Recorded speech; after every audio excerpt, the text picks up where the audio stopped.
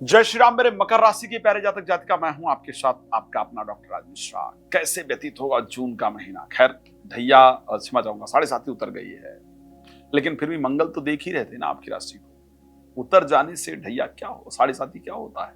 अगर पापक ग्रह मंगल आपकी राशि को देख रहे थे तो ये कंडीशन कोई बहुत बेहतरीन तो नहीं थी, पर हाँ जून के महीने में 6 तारीख को वो भी चेंज हो जाएंगे। तो फिर तो मकर राशि एकदम से इस प्रकार की परिस्थिति में होगी जहां पर कि किसी भी मैलेफिक प्लैनेट का इंपैक्ट यानी किसी पाप ग्रह का प्रभाव इस राशि पर होगा ही नहीं। तो क्या पाप ग्रह का प्रभाव ना होने से जीवन में बदलाव आएगा? और एक बड़ा सुंदर एक और चीज रहेगा, वो है कि शुक्र 4th हाउस में होंगे और 10th हाउस को दृष्टि दे रहे हैं। तो क्या शुक्र का इस प्रकार दृष्टि देना क्या एक सुंदर बदलाव जीवन के अंतर्गत लेकर के आएगा? तो इसी विषय पर हम आज चर्चा करेंगे इस प्रोग्राम के अंतर्गत। हाँ, पर उससे पहले आपको एक सूचना दे दूं, यदि आप श्री राम कथा, श्रीमद् भागवत कथा, श्री शिव महापुराण की कथा चाहते हैं कराना और चाहते हैं कि वो कथा मेरे द्वारा हो, संगीतमय हो, आनंददायक हो, आपके जीवन में बदलाव लाने वाली हो, तो ऐसी परिस्थिति के अंतर्गत आप उसके लिए मेरे साथ संपर्क कर सकते हैं और जानकारी प्राप्त कर सकते हैं। रात को 9 बजे, दोपहर को 12 बजे लाइव भी आता हूँ और फ्री होता है वो आपके लिए। तो आप आइए मेरे साथ, उस पर जुड़िए। और दूसरी चीज, अगर डिटेल में बात करना चाहते हैं, अच्छी तरीके से बात करना चाहते हैं, तो कॉल अपॉइंटमेंट ले लीजिए और पूरे डिटेल में अपने बारे में चर्चा कीजिए और अपने जीवन को ज्योतिष के अनुसार तैयार करके अपने आप को प्रसन्न बनाइए। चलिए अब बात करते हैं कि आखिर क्यों जून का महीना आपके लिए खास रहेगा। आप एक चीज ध्यान रखिएगा, एक समय होता है जब हम को कोई पुश कर रहा हो और हम स्पीड से भाग रहे हो, पुश कर रहा हो तो हमको कम ताकत लगानी पड़ेगी, स्पीड से भाग रहे होंगे। दूसरा है कि हमको कोई खींच रहा हो और फिर हम भाग रहे हो। तो दोनों ही परिस्थितियों में शायद नॉर्मल चीजें तो नहीं हो सकती।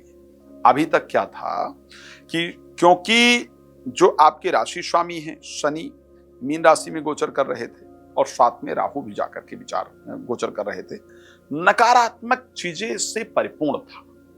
शनि खुद एक पापक ग्रह माने जाते हैं और उस परिस्थिति में अगर वहां पर राहु भी साथ में आ जाएं तो परिस्थितियां ज्यादा खराब हो जाती हैं। मई में 18 तारीख को राहु ने राशि चेंज कर लिया।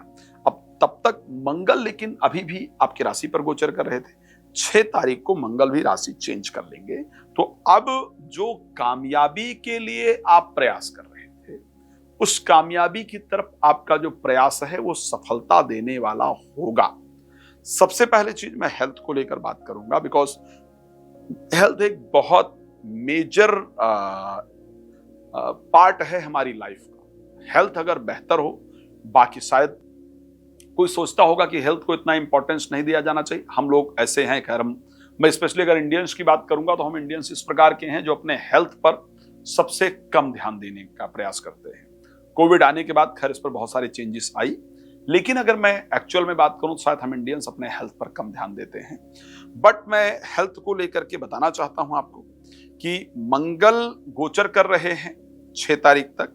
6 तारीख के बाद जैसे ही मंगल अपना राशि परिवर्तन कर लेंगे, मंगल अपना राशि चेंज कर लेंगे, 6 तारीख को बुध 6th हाउस में आ जाएंगे, तो आपकी राशि मैलेफिक प्लैनेट से फ्री हो जाएगी, पापक ग्रहों से मुक्त हो जाएगी। पापक ग्रहों से मुक्त होने के बाद आपका स्वास्थ्य अच्छा होगा। स्वास्थ्य में स्पीड से रिकवरी, स्पीड से इंप्रूवमेंट आपको देखने को जरूर मिलेगा। मन में प्रसन्नता, मन में ऊर्जा, मन के अंदर शांति, एक नए रास्ते पर चलने का विचार रहेगा।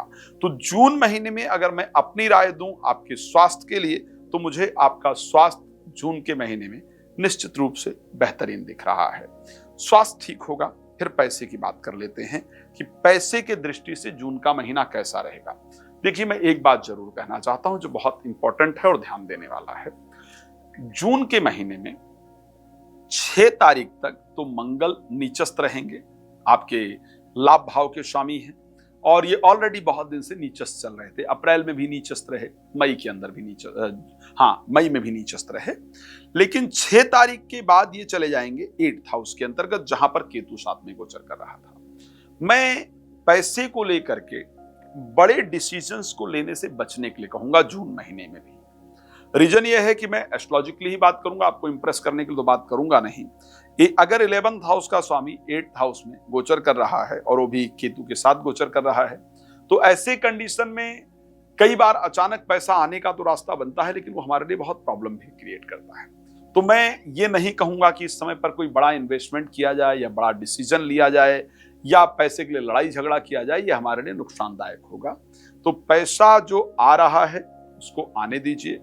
कोई इन्वेस्टमेंट करने जा रहे हैं तो उस पर सोच समझ कर डिसीजन लीजिए, बिकॉज 2nd हाउस में राहु बैठे हैं और मंगल उसको देख रहे हैं। तो कई बार क्या हो जाता है ऐसे कंडीशन में कि मैंने प्रॉपर्टी खरीद लिया या मैंने कोई चीज खरीद ली, उसका पीछे का जो पार्ट है वो मुझे नहीं पता, मुझे बताया कुछ और जा रहा है और उसका है कुछ और, तो ऐसे कंडीशन में मेरा पैसा बर्बाद हो जाता है। तो पैसे के इन्वेस्टमेंट को लेकर के सोच समझकर डिसीजन लेने की आवश्यकता है। पैसा आ रहा है, कोई जल्दबाजी के पैसे की राय दे रहा है तो उस पर नहीं पड़िएगा। मैं राय दूंगा शेयर मार्केट, लॉटरी और सट्टा, इन रास्तों से आपको बहुत बचना होगा इस महीने, नहीं तो वो दिख कुछ और रहा होगा कुछ और, उससे आपका निश्चित रूप से नुकसान हो जाएगा। तो प्लीज उससे आपको बचा करके अपने आप को रखना होगा। बात कर लेते हैं कि एजुकेशन के पॉइंट ऑफ व्यू से ये महीना एक्चुअल में कैसा रहेगा, एजुकेशन के लिए ये महीना कैसा रहने वाला है। तो अगर मैं एजुकेशन की दृष्टि से बात करूंगा 2nd हाउस के 5th हाउस के, क्योंकि स्वामी शुक्र हैं और शुक्र मेष राशि के अंतर्गत गोचर करेंगे। एजुकेशन के दृष्टि से मुझे ये महीना शानदार दिख रहा है। भागेश, क्योंकि बुध भी यहाँ पर गोचर करने वाले हैं, एजुकेशन के लिए महीना अच्छा रहेगा। प्रेम संबंध को लेकर के ठीक ठाक रहेगा, कोई प्रेम का इजहार करे इस प्रकार की परिस्थिति दिख रही है, लेकिन वो करीब करीब माह के अंत में होता हुआ दिख रहा है। प्रोफेशनल लाइफ को लेकर के, क्योंकि शुक्र 4th हाउस के अंतर्गत होंगे और शुक्र की दृष्टि 10th हाउस पर होगी, इस कंडीशन में आपके प्रोफेशनल लाइफ यानी आपके कार्य क्षेत्र के लिए जो समय है वो समय निश्चित रूप से बहुत बेहतरीन रहेगा।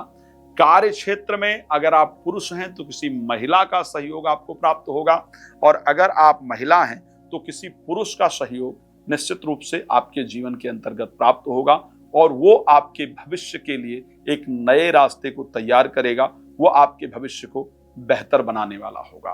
तो प्रोफेशनल लाइफ को लेकर के जो कंडीशन मुझे दिख रही है वो निश्चित रूप से अच्छी दिख रही है। कुछ नए शुरुआत को लेकर के कंडीशन मुझे नजर आ रही है।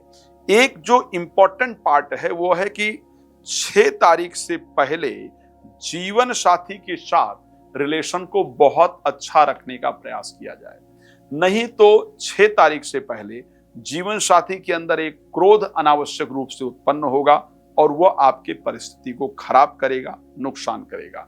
एक बात और बता रहा हूं, कुछ बातों के कारण जीवन साथी के साथ आपका खुद का कोई लेना देना नहीं है, किसी अदर पर्सन के या पारिवारिक डिस्कशन के चलते आप लोगों का आपस में संबंध अच्छा चल रहा होगा, लेकिन वो पारिवारिक डिस्कशन के कारण आपका संबंध आपस में खराब हो, इस प्रकार की परिस्थिति दिखती है।